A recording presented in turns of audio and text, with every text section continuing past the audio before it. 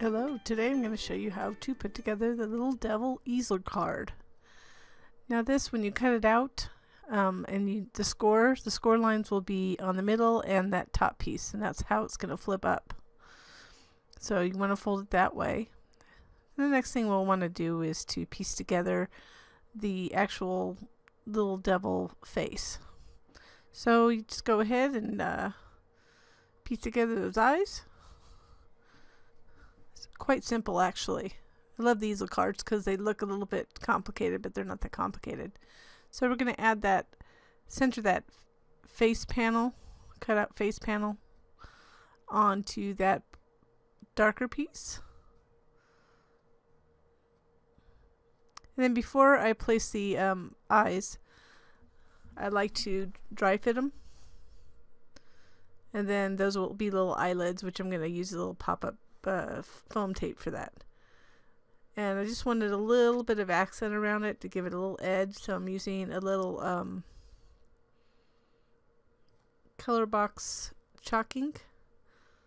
I'll put the link in the description below. So we'll just configure them first, figure out where I want them, and then just glue them on.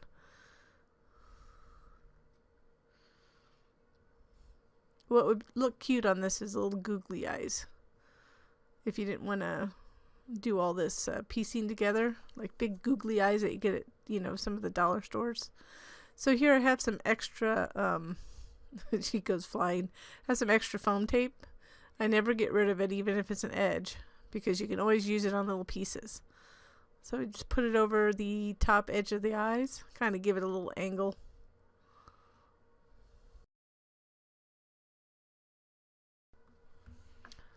You could theoretically do this all after you have it on the card, but I do like to do my piecing first. But if you do have 3D elements with popped up areas, sometimes it's hard to get some pressure behind it, but it's not a problem with this because the eyelids are a little higher. So now I'm just going to kind of pen in, I usually do it with pencil before, but pen in little eye accents because I do think it makes a difference on the card. So now we're going to add the panel and the little devil head in just a moment. But you can add a little piece of pattern paper if you like, or cardstock. Just place it in that area above, center it. And then to attach this little devil, that's how it's going to go. But you don't want to attach it to the top because you want it to kind of fold down and create an easel to be able to sit up in an easel form. So you only want to add glue to that bottom portion. So you want to match it up. I have quick drying glue. I wouldn't recommend what I did, but I didn't like it lined up. So I pulled it off really quickly to line it up. And you can see my fingers kind of go around the edge to help line it up. And that's really all there is, to an easel card. I love them. They're simple, fast to make, but fun. Then we're just going to add the end of the tail because it needs to overlap over the face a little bit. And I'm using a gray chalk ink.